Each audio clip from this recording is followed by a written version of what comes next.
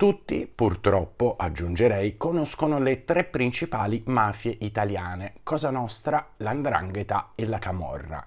Ma pochi conoscono i suoi rituali segreti e ancor più la leggenda o le leggende che ne racconterebbero le origini. Vuole la tradizione che tutto fosse nato nella Spagna del XV secolo, a Toledo, con i tre fratelli Osso, Mastrosso e Carcagnosso, appartenenti a un'associazione segreta denominata Gardugna, fondata nel 1412. Esistono pochi documenti su questa realtà e ancora oggi si dibatte sulla sua reale esistenza. Gli appartenenti a questa società segreta agivano secondo alcuni modelli propri della cavalleria, con un codice etico e un forte legame verso la religiosità. In realtà la Gardugna fu una realtà di matrice criminale che avrebbe svolto la sua attività in Spagna e nelle colonie spagnole del Sud America in un arco di tempo che viene compreso fra la metà del XV secolo e il XIX secolo. Tra i loro appartenenti vi erano i fratelli Osso, Mastrosso e Carcagnosso, che per anni avevano agito in totale impunità e con la complicità di governanti, giudici, amministratori e anche uomini di chiesa. Un giorno però l'onore della loro sorella venne oltraggiato da un uomo protetto dal re di Spagna e, come si può ben immaginare, il fatto mandò su tutte le ire i tre fratelli, che decisero di vendicare l'offesa subita con il sangue dello sciagurato. Ucciso il malcapitato, vennero ben presto catturati e condannati a scontare una lunga prigionia all'interno della fortezza di Santa Caterina nella lontana isola di Favignana, che si trova nell'arcipelago delle Egadi in Sicilia, territorio che all'epoca apparteneva alla corona aragonese, quindi di Spagna. Avrebbero dovuto scontare 29 anni, 11 mesi e 29 giorni di carcere. I tre furono rinchiusi in una cella stretta e buia, ma non si persero d'animo. Nelle viscere della terra lavorarono per stabilire le regole di una nuova società segreta.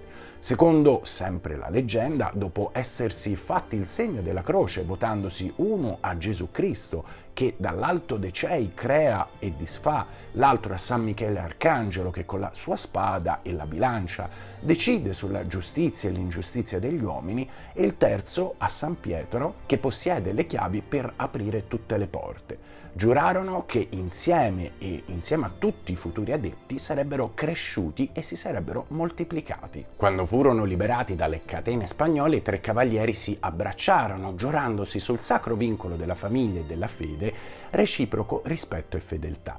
Si separarono, Osso decise di restare in Sicilia per divenire il fondatore mitico, aggiungerei, di Cosa Nostra. Mastrosso attraversò lo stretto di Messina, giunse in Calabria, dove avrebbe gettato le basi per la creazione dell''Ndrangheta, mentre Carcagnosso avrebbe proseguito il suo viaggio fermandosi in Campania, dove avrebbe dato vita alle prime forme di strutture malavitose, cioè la Camorra. A fornire ulteriori elementi sulla possibile storicità di questa leggenda troviamo quello che è conosciuto come il Codice di Pellaro, un manoscritto sequestrato il 22 marzo 1934 e intitolato Origine dei Tre Cavalieri di Spagna.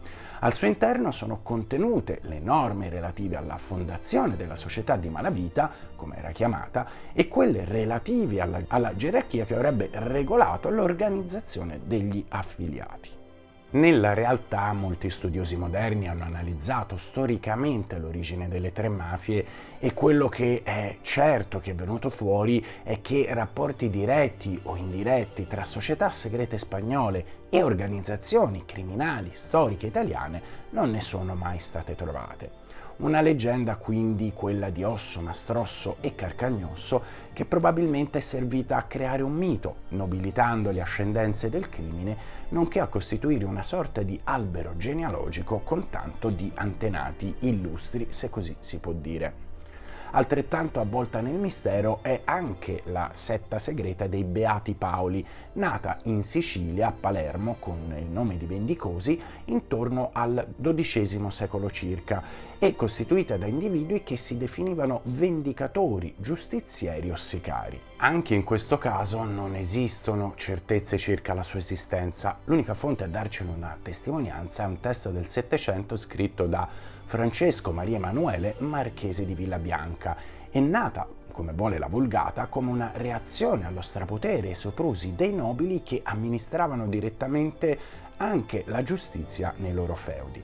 Non esiste anche in questo caso nessuna documentazione, salvo quella del marchese di Villabianca, che ne convalidi l'esistenza e soprattutto l'operato addirittura dal 1185, soprattutto perché, se fosse esistita, i racconti della tradizione popolare erano quasi esclusivamente orali e trovano la loro prima forma scritta proprio nel Settecento. Oggigiorno troviamo numerose teorie che non concordano tra loro e che oscillano da un'affermazione della loro storicità sulle tre mafie all'alta probabilità che ci si trovi invece davanti ad un'invenzione letteraria, mentre risulta più facile trovare documentazione a partire dal XIX secolo sulla diffusione in Sicilia di una convinzione popolare riguardo all'effettiva realtà della setta e ai suoi nobili natali. I Beati Paoli, successori dei Vendicosi, secondo il marchese di Villabianca, sarebbero stati quindi una setta di sicari che si sarebbe riunita in gran segreto, vuole la tradizione, dopo la mezzanotte al lume di candela e sempre incappucciati di nero, nei sotterranei del quartiere del loro capo, per attuare disegni criminali e approntare una sorta di tribunale attraverso cui giudicare chi si era macchiato, secondo loro, di reati. I loro committenti molto spesso facevano parte della classe sociale medio-bassa, che non disponeva, come i nobili, di uomini in armi.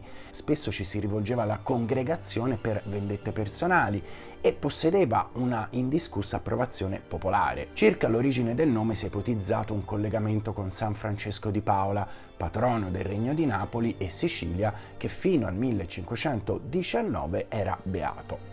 I rappresentanti dei Beati Paoli avrebbero quindi potuto muoversi vestiti come i suoi affiliati e passare quindi del tutto inosservati. Pare inoltre che usassero come emblema una croce sovrastata da due spade incrociate. I Beati Paoli non sono protomafia, anzi è stata la mafia a tirarli dentro per cercare una nobile paternità. Così dice Antonio Sellerio, titolare dell'omonima casa editrice e studioso di cultura popolare. Anche in questo caso sembra quindi che si sia voluto creare delle origini nobili, assorbendo realtà precedenti. L''ndrangheta nasce sempre come criminalità organizzata di tipo rurale nel XIX secolo. Le poche notizie che si hanno da quel periodo sono ricavate dagli atti giudiziari dell'epoca, a partire soprattutto dagli anni '80 dell'Ottocento. Prima, almeno fino a quanto sappiamo oggi, non esiste alcuna traccia della sua esistenza. Si ha una descrizione dei primi riti di 'ndrangheta da una sentenza del Tribunale di Reggio Calabria del 16 luglio 1890. Il 22 ottobre 2019, invece, lo squadrone eliportato dei carabinieri cacciatori Calabria di Vibo Valentia scopre nella città, in un edificio, un arsenale di armi. Sul muro dell'abitazione era scritto Minofrio, Mismitsu e Misgarro, i tre cavalieri che si usano nel rito per il conferimento della dote di sgarro. Anche in questo caso il riferimento è a tre figure leggendarie assorbite dall''ndrangheta per nobilitarne le origini. Per le origini della camorra invece dobbiamo fare un discorso a parte. I progenitori noti e verificabili della camorra ottocentesca esistevano già probabilmente nel XVII secolo ed erano detti compagnoni e si muovevano in quattro, vivendo quasi sempre alle spalle di prostitute, controllando il gioco d'azzardo e facendo rapine. In ogni quartiere napoletano c'era un gruppo di compagnoni di cui era membro quasi sempre anche un nobile. Si hanno però notizie di una sua prima presenza storica intorno addirittura al XVI secolo. Secondo un'altra ipotesi, la società segreta che diede poi origine alla cosiddetta Bella Società Riformata, la Camorra appunto, si sarebbe invece formata a Cagliari, in Sardegna, nel corso del XIII secolo, sotto il nome di Gamurra, per poi trasferirsi e diffondersi a Napoli intorno al XIV secolo. In quest'ultimo caso però le informazioni e la documentazione storica sono alquanto scarse e lacunose. Nel 1820 la Bella Società Riformata, un altro nome della Camorra, si costituì ufficialmente riunendosi nella chiesa di Santa Caterina a Formiello a Porta Capuana, Napoli. I camorristi napoletani definivano la loro organizzazione anche con i nomi di Società dell'Umiltà, cioè dell'umiltà, o Annorata Sugittà, onorata società, per alludere alla difesa del loro onore che consisteva nell'omertà, cioè il codice malavitoso del silenzio e l'obbligo a non parlare degli affari interni dell'organizzazione con la polizia e con gli esterni.